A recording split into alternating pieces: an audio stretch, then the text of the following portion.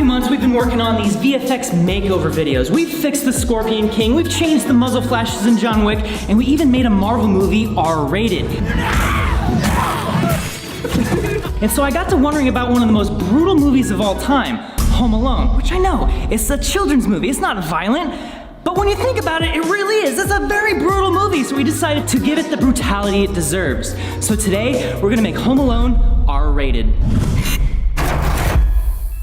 We're here to do the first look at the home defense scene in the original Home Alone movie. We're gonna be going through, picking some of our favorite moments where Kevin is defending the house from the bad guys and seeing how we can reimagine this entire scene.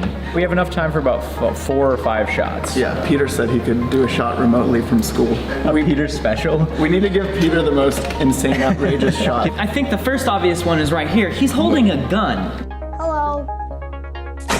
Boom! Sound effects. He's just dead. It's just blood and chunks, dude. It's gonna be so much chunks. This is gonna be literally gonna be like this. Dude, this should be the Peter shot. I feel like this shot was made for Peter.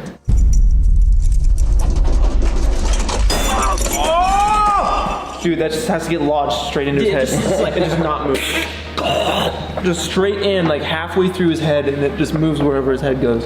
So this reminds me of a video that Jake Roper from Vsauce 3 did, exploring the possibility of all these things and like the damage that they would do. Dude, if his skin tore off the bottom of his foot! And then when he lands right there, just seeing the nail through his foot.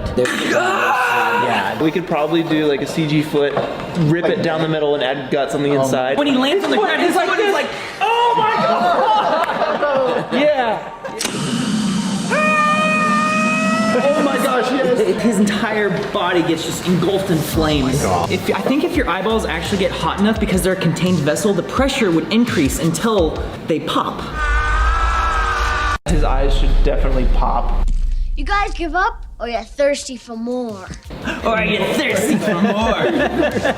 We need to take people's expectations of Kevin McAllister and flip them on its head and make him the villain. So what about this? What if Kevin McAllister advertises on Airbnb? Joe Pesci and the robbers are actually just guys who are coming to like stay at their Airbnb. Hey, well, this looks like a great house. I'm really excited to be staying here. You sure picked a good one off Airbnb, Harry. We're turning Kevin McAllister into a psychotic serial killer. Dude. And then he makes his escape, dude. Like you hear cop sirens and he just escapes out the window to the treehouse. That's the end. Yeah.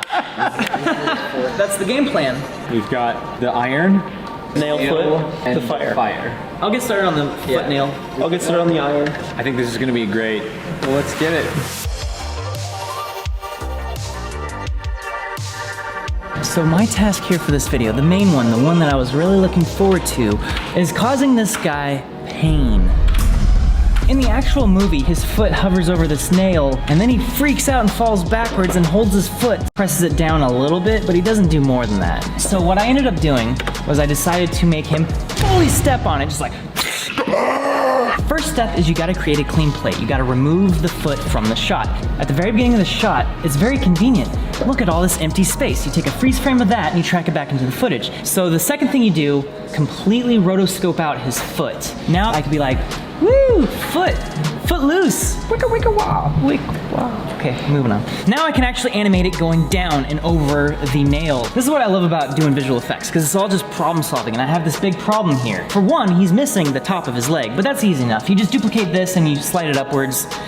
Done. The hard part here is getting his foot to align with the ground. And to do that, I did something interesting.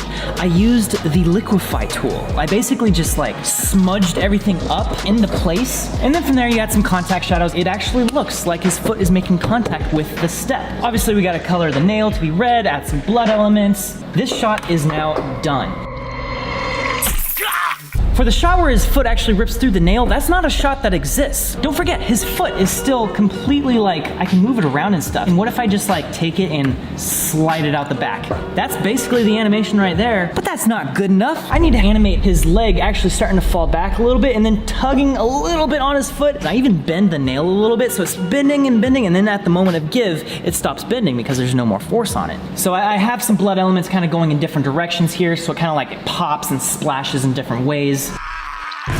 So Marv here, he falls down and he's holding his ankle from his little boo-boo that he got from when he just nicked a nail. But no, I need to make him scream in agony because he split his foot in half. Basically just completely rotoscope out his foot.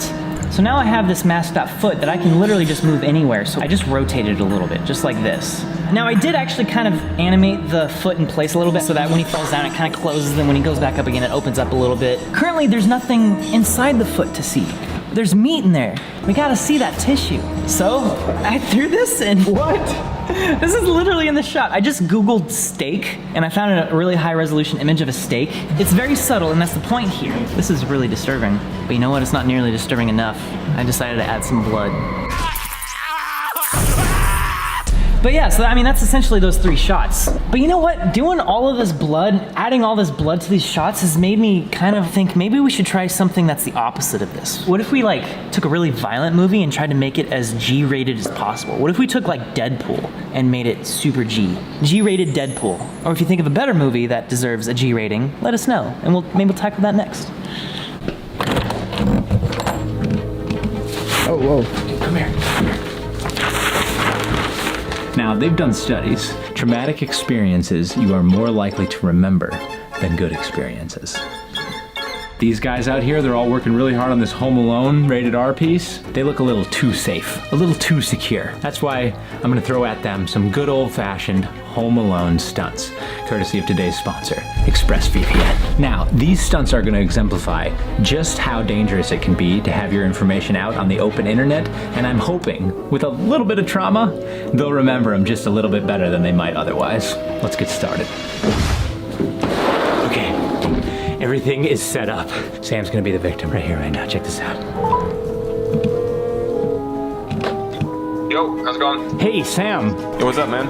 I got something really important to talk to you about. Could you come in the back, please? Like the podcast back? Or like the prop room back? Jake, how's it going? Yo, Sam! Did you know that a VPN protects your information online so companies and ISPs can't steal it from you? Yeah, it creates anonymity and security. No! All right,